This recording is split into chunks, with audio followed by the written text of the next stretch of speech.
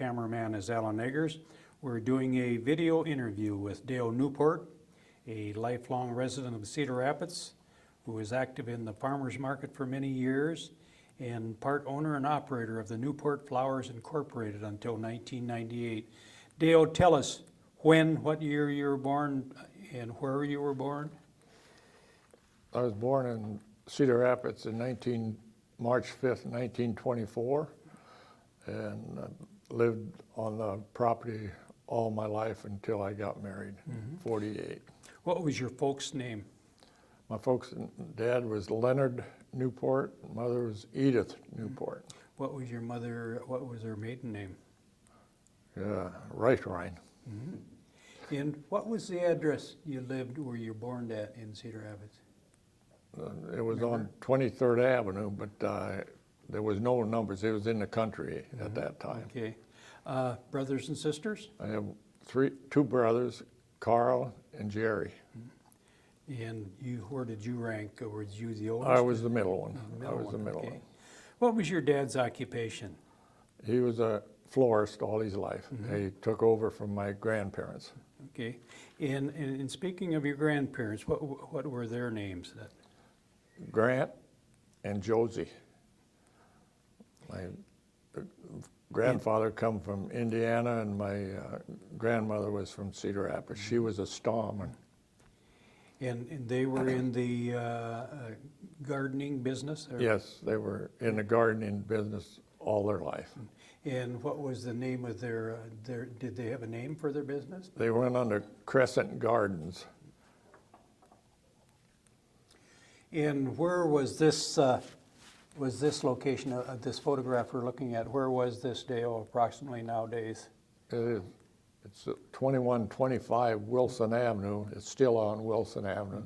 Wilson Avenue would be in back of the buildings. What year did they start this? They started it in 1896. And when do you suppose this photo was taken? This is about 1920. They had quite an operation going there then. Yes, they did. Yeah. In the lower picture down there, I noticed there's a lot of plants in the greenhouse. You don't know what those plants were, do you? To me, they look like lettuce. And was this their delivery wagon, Yes. the Crescent Gardens? Crescent Garden. That was a delivery wagon until about 1926. And then the photograph off to the right, who are those folks? Is that your grandma and grandpa standing in the greenhouse? Grandmother and grandfather, the first ones, then my aunt, my mother, and my dad's in there too, I believe. What a precious photograph. How many acres are we talking about that they would? Well, we had, under glass, we had 1 acre under glass. Not back then, but in the early 40s, we had an acre under glass. Was that a full-time job for your grandpa? Oh, yes. Yeah. I mean, Let's talk about going to grade school, Dale. Country school? I went to country school, Edgewood No. 2, and went there until 8th grade, and then we'd come into town and we went to Roosevelt. Yeah. Any memories of country school? Just that we'd always have a big picnic in the last day of school. I remember that. But other than that, it's a lot of snow going to school. Walking to school. Do you remember the winter of 35, 36 when there was so much snow that stick out in your mind? I kind of remember a little bit of it. I know I had a birthday party and our neighbors brought me a chinchilla rabbit, the first pet I ever had. And they were pulling it up on a sled, and the rabbit fell off the sled, so my dad had to go down and help him get it on. Go back to country school. Did the teachers believe in discipline back then, or was discipline necessary? Oh, they believed in discipline, but I mean, it wasn't I don't think we were as rowdy as they are today. You don't recall getting into any trouble? No, I never got in any trouble that I recall. I might have got sent out in the hall, but that was about it. That's the most discipline you got. There was only 2 teachers, you know, in a 2-room school. What was there for young kids to do back then? Did you have a good sledding hill in the wintertime? Oh yeah, we had quite a few good sledding hills, but I mean, our furthest one would have to come. We'd come down where the stadium stands today and slide down on 8th Avenue. That was probably the steepest. How about a swimming hole? We had to go down what we call Prairie Creek and dove off of the Northwestern Bridge. And that was our swimming hole. Wasn't very big, but it was deep. Got you wet. Yeah. Did you know how to swim, or did you learn to swim in that swimming hole? No, I knew how to swim. I was in the Scouts, so I knew how to swim. How about fishing? Did you ever? Very little fishing. I mean, we fished in practically the same hole that we swam in. You lived quite a ways out of Cedar Rapids, or downtown Cedar Rapids. Did you ever get to go to any movies when you was a kid? Very seldom. Very seldom went to any movies. Just stayed home and listened to the radio. Because your dad couldn't afford it, or it was just too far away to? Too far away. It was too far to go.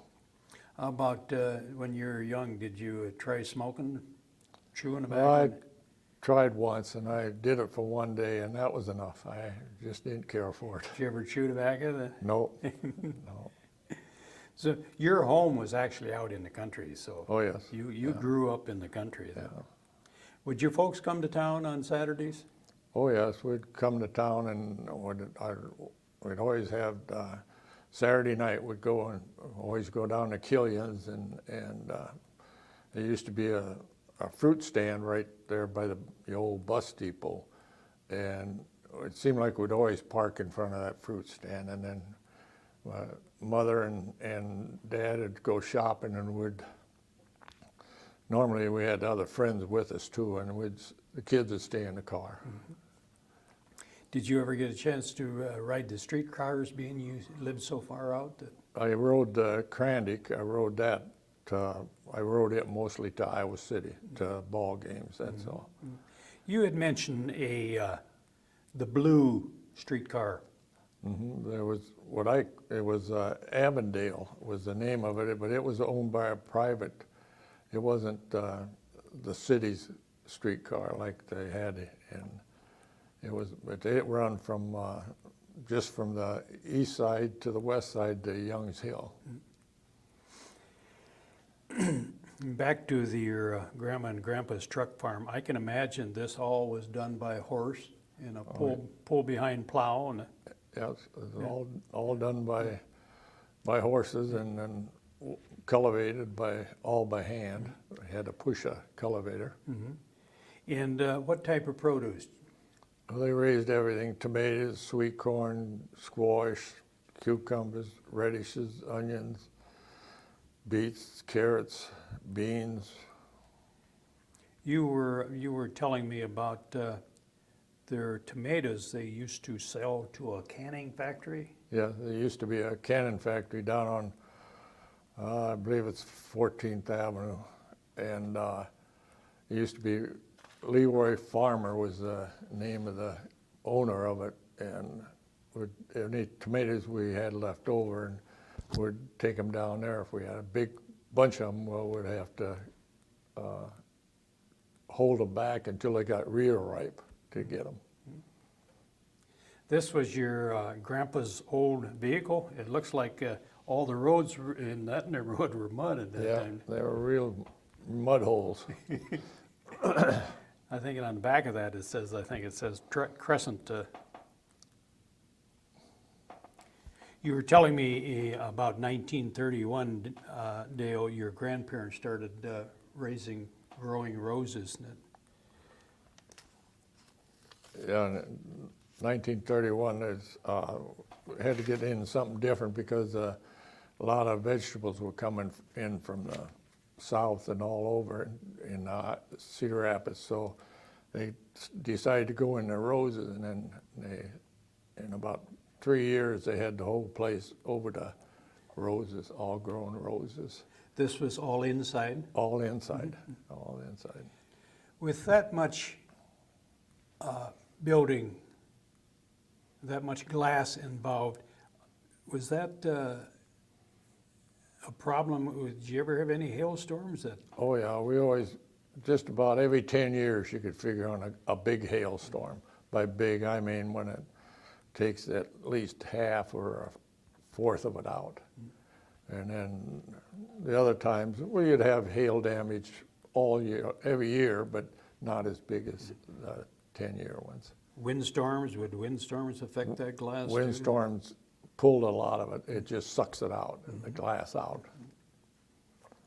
And then when they started raising roses, using the building, nothing but roses, what'd they do, move the vegetables outside? Yes, they got out of the year-round vegetables, then they just went into flowers year-round, and the vegetables were all outside. They had 20 acres outside. How did they heat something like that in inclement weather? It was all coal. Way back in the first part, it was all hand-fired. It had big chunks of coal, and just had to keep it stoked all year, all night long, and somebody had to stay with it all the time. That their livelihood was depending on that. If the fire went out and the flowers died. And, That's right. So we had to have, somebody had to be there all night long. do you have any memories of the Depression, Dale? Oh, not too many, but I remember when we had stuff left over from market, we'd always go over to my aunt's house in her neighborhood. She lived on the east side, and we'd go around with a little wagon and peddle it door to door. And we always it seemed like we got an awful lot of rice to eat at that time. Did your folks have a cow? Yes. For milk? We had 2 cows that we milked. The boys end up milking them? The boys milked them all the time. It was our job. How about chickens? Did your We folks had raise- chickens, not too many, maybe 50 chickens is all we had. And then in the earlier part, we had pigs too, so. Did you hunt rabbits to put meat on the table? Oh yeah, hunting pheasants and rabbits, we did a lot of that. Was there a lot of rabbits and pheasants in the neighborhood out there where you? Not so many pheasants, but a lot of rabbits. Well, we had a lot of rabbits. How about Christmas time when you were a boy? Do you any memories of any special Christmases? Traditions? Did your family have any traditions? No, about the only memory I got, every Christmas Day, we'd go across the street to what was Cedar Rapids Nursery, and their 2 boys and us would go out and hunt, just rabbits, that's all we got. It was nothing to get 100, 200 rabbits in a day. There was so many rabbits over in the nursery, so that's what we got.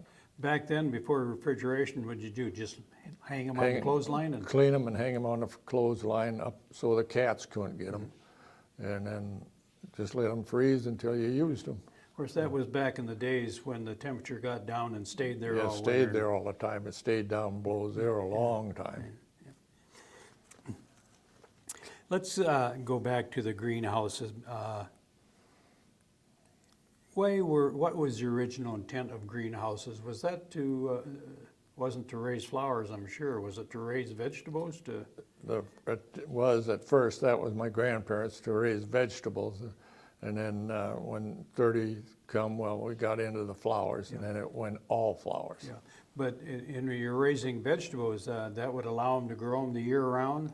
Yes, we grow them, but in vegetables, you didn't have to have so much heat. I mean, you could grow cold crops, and you could keep it right down around freezing, and it'd still produce. So still, it was a 7-day-a-week job. That's right, every day. You got to be there every day. Yeah. Did you and your brothers end up helping in the greenhouse with your dad? Oh yeah, when we was in country school, we'd have to come home every night after school And back then they had what they call a black spot in the rows, and it was a fungus. And we had to pick up leaves every night. What was the busiest time of the year? I would say for business-wise, I would say the month of May for flowers. That was the busiest time because we How had a about- lot of plants and stuff then. Bedding plants, that would be when you would set them in the spring of the Set year. them outside in the spring. That's when we'd have the geraniums and tomatoes and cabbage plants and peppers and all. How about fertilizer? Was fertilizer used? But the only thing we used then was cattle manure, and we'd get that from the packing house. From Wilson's? Yes. And how did you spread it? Well, we had a spreader, or a horse spreader, but that was out in the garden. But in the greenhouse, we just take our hands and put it on the rows. You're talking about these bedding plants. These would be something you would sell also to the customers? Oh yes, we sold them we'd go peddling to grocery stores and sell them like the spring plants like they do nowadays. You're talking about the grocery stores. Would these have been what they called mom and pop stores? Yes, they were just small stores. I mean, if you sell them 4 or 5 dozen bedding plants at a shot, that was a lot. That was a big sale. Of course, there was probably a lot of these stores. Oh yes, just about every block, I would say. I know on 3rd Avenue, for instance, from 10th Street down to the river, there's probably at least 10 stores in that strip. You were telling me about how they used the containers. I forget what the story was.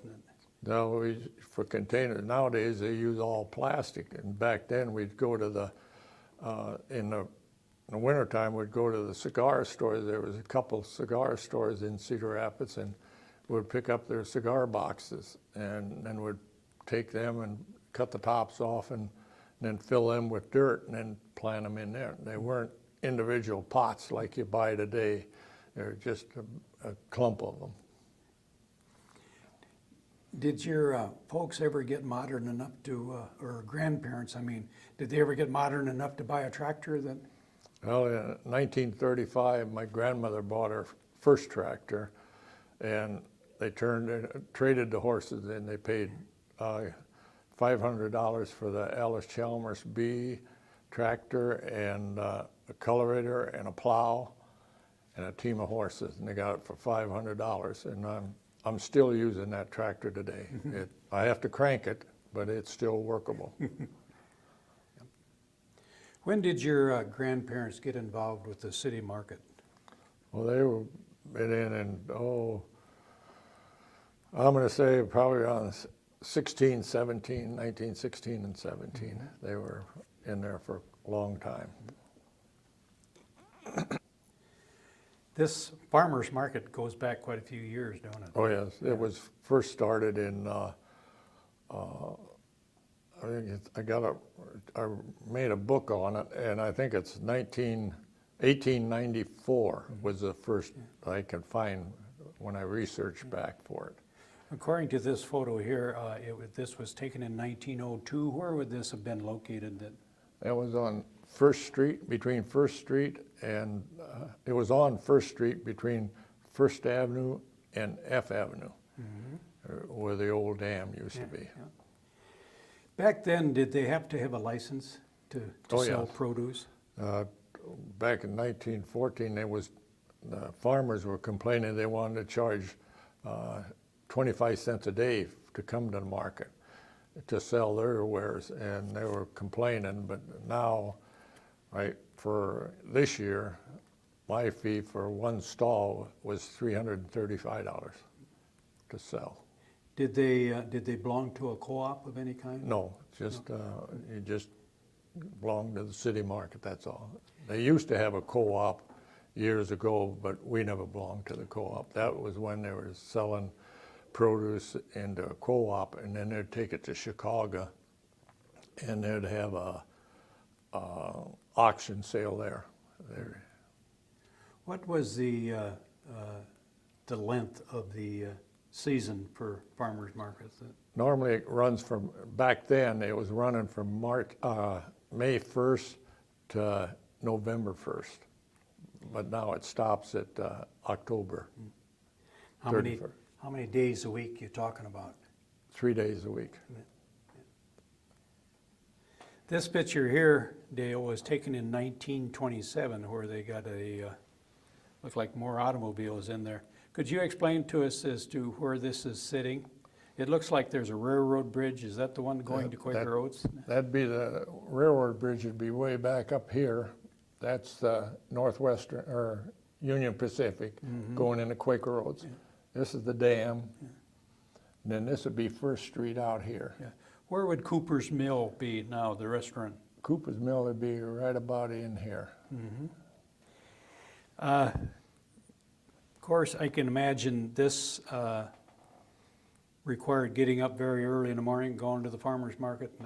Oh yeah, my grandmother had a theory she had to be the first one there. And would go down at 3 o'clock in the morning, and the only light we had was from Quaker Oats. But we had to be the first one there and the last one to leave. The cities didn't supply any utilities like lighting or plumbing or... No, they had they didn't have it in this picture, but in the early 30s, they built a restroom there, but that was it. They probably didn't even have porta potties there then. No, nothing. What would you do if you had to go to the bathroom? Go to the gas station. And of course, you held the market no matter what the weather was. Oh yeah, rain or shine, and in this photo here, our stall is way up here by this sign, right about in there. And it was horse and buggy, a lot of horse and buggy then. And how old did you say when you started helping your Well, grandma? I started when I was about 6 years old. I didn't do much work, but you know, Yeah, you went got to along, go yeah. with grandma and grandpa. Yeah. Did you find yourself some days having a lot of produce left over? Oh yeah, a lot of times you had, especially back then. So what would you try to do with this? Peddle it on the way home? So you... We'd try to peddle it. We'd stop at the grocery stores, try to get them to take it, and a lot of times you'd just give it away or throw it away. Did they sell any type of livestock at these farmers markets or Well, poultry? Poultry. They had chickens and geese and turkeys that around Thanksgiving, and then in November, there was one fella, he'd butcher a hog and he'd bring the whole hog in the back of his pickup, and whatever piece you wanted, he'd cut it off for you. And if you wanted your chickens killed, the vendor just take it out to the bank and stick it and bleed it and then bring it back, and that cost you 50 cents to get it slaughtered.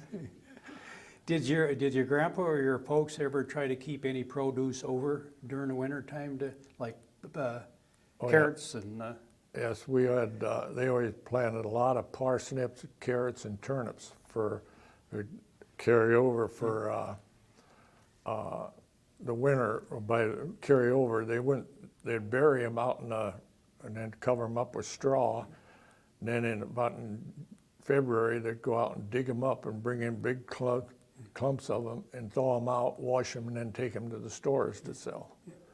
So we had a lot of parsnips, awful lot of parsnips. You were telling me about a lady that would come from Stumptown.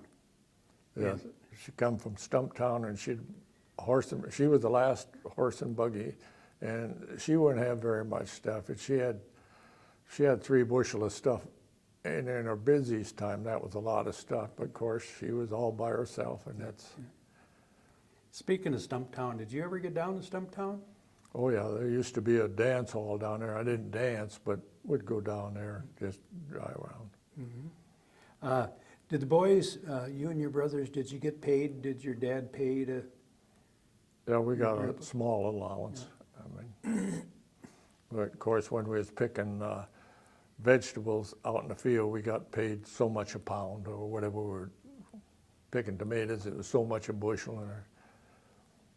Did you have a problem with potato bugs back then, or aphids? Or... Oh yeah, a lot of potato bugs. How would you treat? Did you have chemicals to Well, treat? we had chemicals that, I forget what they called it, but it was a kind of a green, when you got done spraying your pepper or potatoes, they'd be all white and kind of whitish green, so. Did you ever end up just literally picking the potato bugs off of the plants? And Yeah, but that was too much work. That was, high school, Dale? Where'd you go to high school? I went to Roosevelt to high school, and then I didn't go to college. As soon as Were you into sports? I was in gymnastics, that's all. That's because most of the time I had to be home to work. And you probably walked Yeah. to high school? Either that or a bicycle. Did you, when you were in high school, did you have any kind of a job when you graduated, what you were going to do, or? So when I got out of high school, I went to work for Link Belt Speeder, but within, I was going in as a draftsman, and they wanted all the draftsmen out in the yard to learn all the parts so they knew what they looked like. And I was out there, and I was out there for about 2 months, and we were loading a box car, and it was a flat car, and then the weight was too heavy for it. It was going underneath the interurbans or the streetcar trolley, and he had his boom out too far, and it the crane tipped over, and it crushed my hand, and that was the end of that. After I got out of the hospital, I was in the hospital for probably 2 months, and then I quit that job. That keep you out of service? It kept me out of service for about 5 years, and then in 1946, I got drafted, and I went to Korea. It was still World War II. It was still drafted in World War II, but I only spent a little over a year in the service. And then when did you get discharged? I got discharged, I think it was in 47, and I come home and went right to the greenhouse and stayed in that. And I was a grower then. I was growing the roses. Mm-hmm. And but where was the location was still at the same place? Still the same place, yeah. Did you get married yet? I got married in 48. 48? And who did you marry? I married Dorothy Hemmer, and we have two children, two girls, and then she had 2 children. Did she have a job? Was she working somewhere? She was a beauty operator. She had a beauty shop here in Cedar Rapids. Where'd you make your first home? On Hamilton Street and 22nd Avenue. We built a home there when we got married.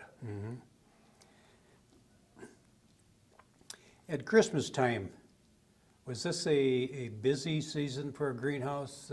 Did you sell Christmas wreaths and poinsettias? And Poinsettia is about the only thing for the greenhouse was you're selling there. And we didn't sell trees, Christmas trees. You were telling me about you used to make trips to get wreaths, or the greenery to make wreaths. 48, we was making evergreen wreaths and stuff, and I go to Minnesota, to Black Duck, Minnesota after evergreen, and make about 3 trips a year, and I make up the wreaths, and then I sell them to schools and churches and to money raise fund. Where was Black Duck? Above That's Minneapolis? Quite a ways. It's about 80 miles from the Minnesota border, or the Canadian border. That was quite a trip. 500 miles. 500 miles, and it took me about 10 hours. And one time we went up there, and I had the brush ordered already, and I get up there and they didn't have it. So my wife and I had to go all through the timber in the forest up there looking for people to cut. And normally it only takes me 2 to 3 days, and it took me a little over a week in this time. And on the way back, I was coming down by St. Cloud, and some guy went around me and he says, "I think your load's on fire." And I pulled over, and sure enough it was. And so I had over a ton on the truck, and I took and untied it, threw it all out, and they couldn't even see me when I went down into to get the last bundles. There was so much smoke coming out of it. That was the only bad experience I had with that, though. Was you able to salvage any of it? I only lost probably 50 pounds at the most, but I saved most of it. So let my wife sit on the side of the road with it, and then I went into town and got the truck fixed. What happened was over that rough timber roads, it pulled the tailpipe off the exhaust pipe, and it shot up at the floor of the truck, and that started it. Were your brothers involved in the business Yes, with the flower business. at that time when you? Oh, yeah. Yeah, all of us were involved until the end. How about the wives? Were they involved too? They were also involved. Was this big enough? Was the business big enough at this time to support all of you? Yes, yeah. How about outside help? Did you have to hire help during? We only had, in the greenhouse, well, we had probably one other grower plus one other helper in the greenhouse. But when it's outside, the vegetables, it takes more than that. Any particular time of the year, you'd have to hire seasonal help to? Well, in the summertime and harvest, we have to have a lot of help. Was help But hard? in the greenhouse, probably April and May. Was help easy to find? Oh, yeah, yeah. Of course, at this time, you're getting big in roses.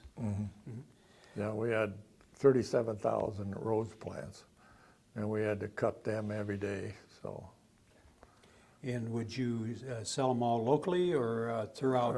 Would sell to Vinton and Des Moines and Iowa City and little towns around. Nothing to go out of the state, though. It'd all stay here. Did it take a special, I want to say knack for lack of a better word, to raise roses? Were they very particular? Yes, they're a rose, you got to keep it right around 68 to 70 degrees, and you got to watch it often. When it gets up that warm, that brings on the spider mite and all your other insects, so you got to keep up on that all the time. So. Did you still have fairly good herbicides, or did you use herbicides? We used herbicide one time, Dad. That was when it first come out. That was 2,4-D. And we used that one time, and you couldn't spray it on the plants. You just sprayed it. We was just spraying in the aisles to kill the weeds. And they didn't tell you on the instructions to be sure your ventilators are open. Well, that night it got cold. We had to shut the ventilators, and it just ruined the roses. You know, seen roses that grow and bloom, and within 6 inches grow out of that same flower, make another flower. And just, you lost a lot of money on that deal.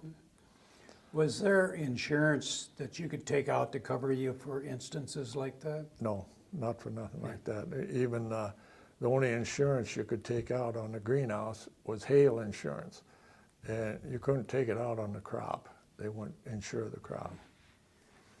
In dealing in nothing but roses, what was your busiest holidays? Or Valentine's Day and Mother's Day was the busiest holidays for roses. what would you sell a dozen of roses for back in those days? Oh, we were getting probably,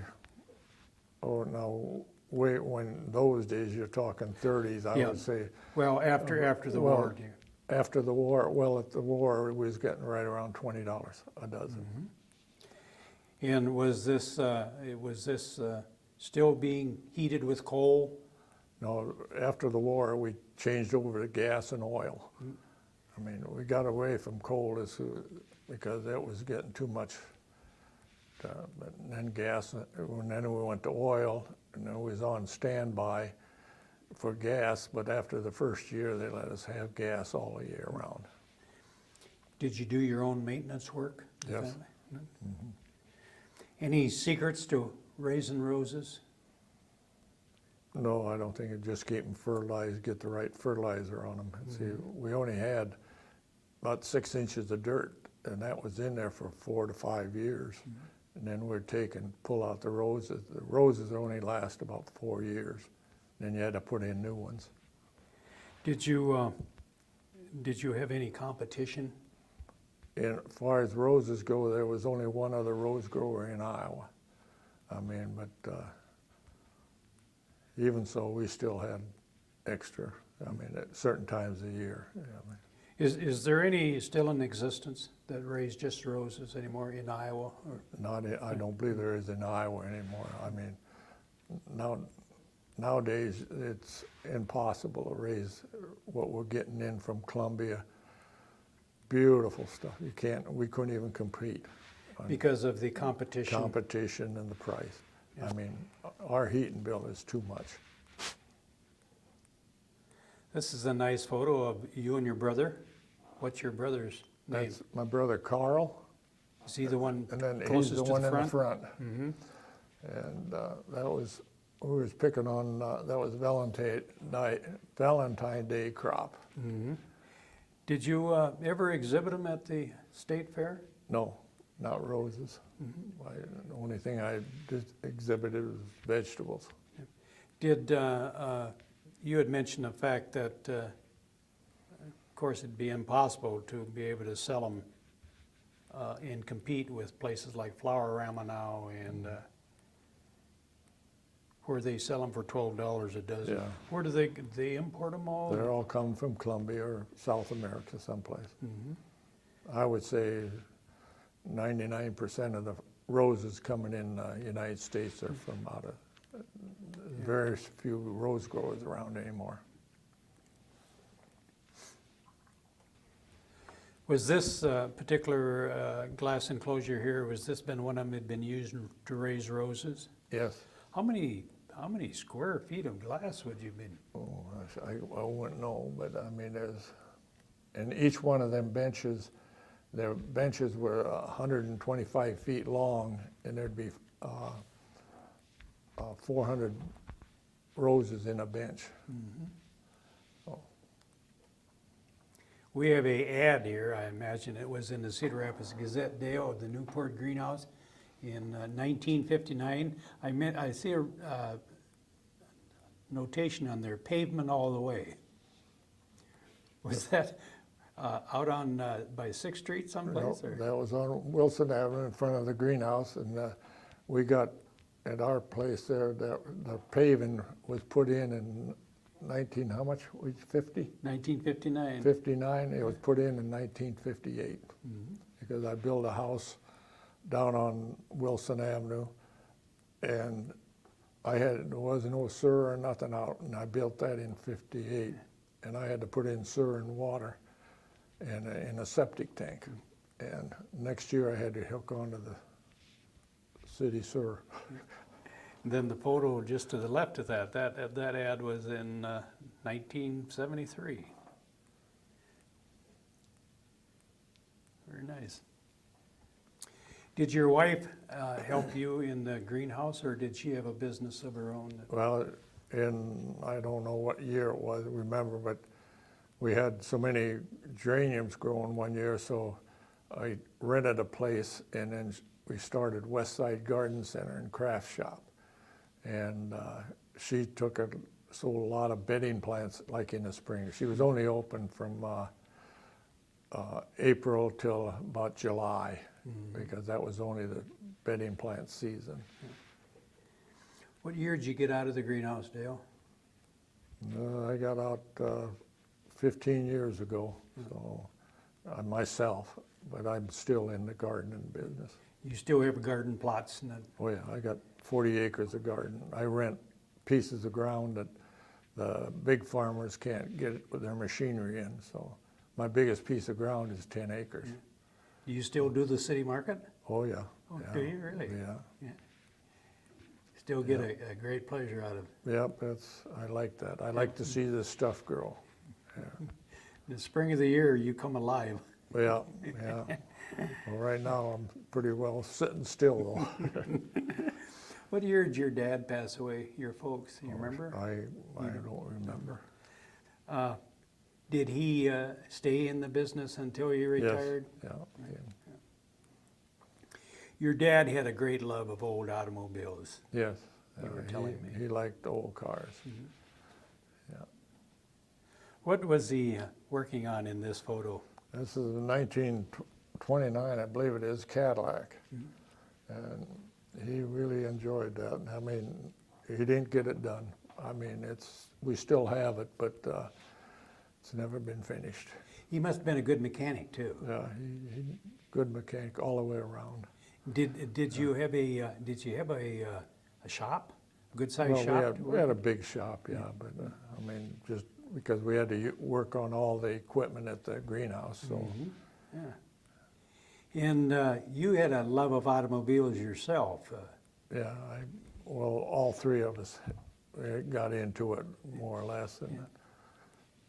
But You restored a electric car? I restored a 1903 Maxon electric, and that one it was built right here in Cedar Rapids. There was only 3 built, and I donated that to the History Museum. So Where did you happen to find it? it was built here in Cedar Rapids at I Windmill and Pump down on 7th Avenue, and I don't know right on the river. And there was 3 of them made, so. Who owned it, or did you have to buy it from somebody? Or? Well, I went to my brother went into the service in '43, and I was delivering then, and I went to the man that was in charge of the pump company, and he was just running it for somebody else. And he was there when they built the car, and I asked him if he wanted to sell it, and he says, yeah, I guess I'll sell it. And I says, how much you want for it? And he says, oh, how about 7.5? And I said, 750? And he says, no, $7.50. Well, I says, I'll take it. So I says, when can I get it? He says, well, you and your brothers and dad come down Saturday and we'll take it down. And it was on the 3rd floor, and we had to put it on end to get it down the elevator. So that's how I come, but I never restored it until, it was my daughter got married, that's when I restored it, so. You put together a picture on the farmer's market. Yes. Yeah.